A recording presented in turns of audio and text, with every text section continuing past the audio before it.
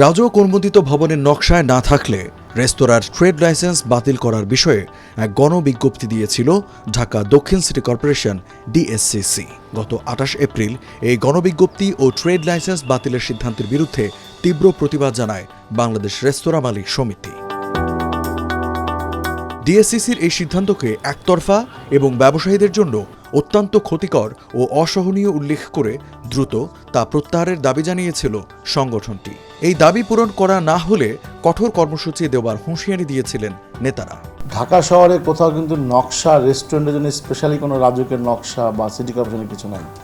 এটা ট্রেডিশনালি আজকে ৬০-৭০ বছর ৮০ বছরও ঢাকা শহরে রেস্তোরাঁ আছে, সারা বাংলাদেশে আছে।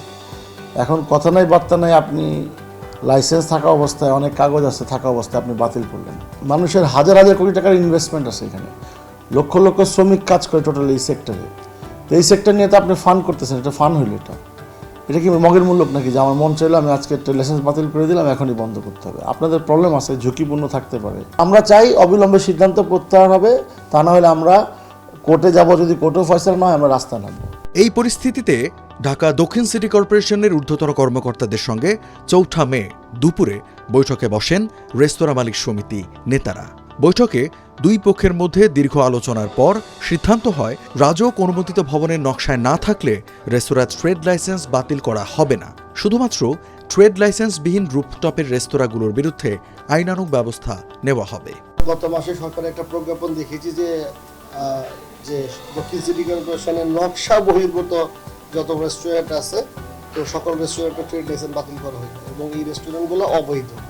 তো তারই পরিপ্রেক্ষিতে আমরা ২৯ তারিখ আমরা দক্ষিণ সিটি কর্পোরেশনের প্রশাসক মহোদয় আছে, তার কাছে আমরা চিঠি প্রেরণ করি এবং সে আজকে ৪ তারিখ দুপুর ২টা বাজে আমাদেরকে সময় দেয়। ঢাকা দক্ষিণ সিটি কর্পোরেশনের রেস্তোরাঁ মালিক সমিতির যে নেতৃবৃন্দ আছে তাদের সাথে আমিও গিয়েছিলাম এবং প্রশাসক মহোদয়ের সাথে সাক্ষাৎ করি এবং সে আমাদেরকে স্পেসিফিক বিভিন্ন কথার মাধ্যমে পরিপ্রেক্ষিতে স্পেসিফিক বলেছে যে আসলে আমরা সকল রেস্টুরেন্টের ট্রেড লাইসেন্স আমরা বাতিল করি না। তো সেই ক্ষেত্রে কি পরে বললো যে দেখেন আমাদের তথ্য মতে প্রায় ৪৪-এর মতো রুফটপ রেস্টুরেন্ট আছে, তাদের কোনো লাইসেন্সই নেই। 1996-এর অ্যাক্ট অনুযায়ী সরকারের নিয়ম অনুযায়ী যে কোনো বাণিজ্যিক সংগঠন যারা রেস্তোরাঁ ব্যবসা করবে সেই সংগঠনের নিবন্ধন ছাড়া বা ছাড়পত্র ছাড়া কোনো ট্রেড লাইসেন্স পাবে না। এখন আমরা দীর্ঘদিন যাবৎ বলে আসছি যে সরকার যদি আমাদের এই একটা জিনিস, সরকারের যে আইন যেটা করেছে সেটা যদি বাস্তবায়ন করে দেয় তাহলে অসাধু ব্যবসায়ীরা ব্যবসা করতে পারবে না। এতে করে সরকার একটা রেস্টুরেন্ট কিভাবে হবে, আপনার কিচেন কিভাবে হবে, ফায়ার সেফটি কিভাবে হবে, কোথায় ওয়াশরুম হবে, কি হবে না হবে, একটা এসবই আমরা রেডি করে দিতে পারি। ডিএসসিসি জানিয়েছে তাদের এলাকায় বর্তমানে ১,০২৬টি রেস্তোরাঁ বৈধ ট্রেড লাইসেন্স নিয়ে ব্যবসা করছে। সংশ্লিষ্টরা বলছেন সুনির্দিষ্ট নীতিমালা ও রেস্তোরাঁ মালিক সমিতির অনুমোদন ছাড়া নতুন করে ট্রেড লাইসেন্স প্রদান এবং নবায়ন না করার আহ্বান জানিয়েছে তারা। আমরা আসলে নিয়মের বহির্ভূতভাবে কোনোভাবেই ব্যবসা করতে আমরাও প্রস্তুত না। আমরা নিয়মের মধ্যেই ব্যবসা করতে চাই, কিন্তু এইভাবে ঢালাওভাবে এই যে ট্রেড লাইসেন্স বাতিল, এটা আসলে সবার ভিতরে একটা আতঙ্ক সৃষ্টি হয়েছিল, পাশাপাশি শ্রমিকদের ভিতরে আতঙ্ক সৃষ্টি।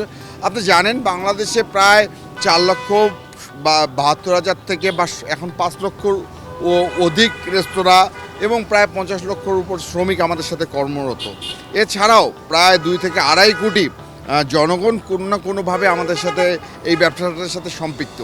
তো এতগুলো পরিবারকে সরকারকে আমরা তাকে বোঝাতে সক্ষম হয়েছেন এবং উনি আমাদেরকে আশ্বস্ত করেছেন যে উনি ঢালাওভাবে না, শুধু রুফটপে যারা নিয়ম বহির্ভূতভাবে বা যারা এখনও লাইসেন্স নেয়নি, না নিয়ে ব্যবসা পরিচালনা করছেন তাদের বিরুদ্ধে উনি আইনানুগ ব্যবস্থা নেবেন। আমরা যে আলটিমেটাম দিয়েছিলাম বা আমরা যে আতঙ্কের মধ্যে ছিলাম, তো আজকে প্রশাসক সাহেবের সাথে কথা বলে ওনার সাথে ঢাকা সিটি কর্পোরেশনের রাজস্ব কর্মকর্তাও সেখানে উপস্থিত ছিলেন।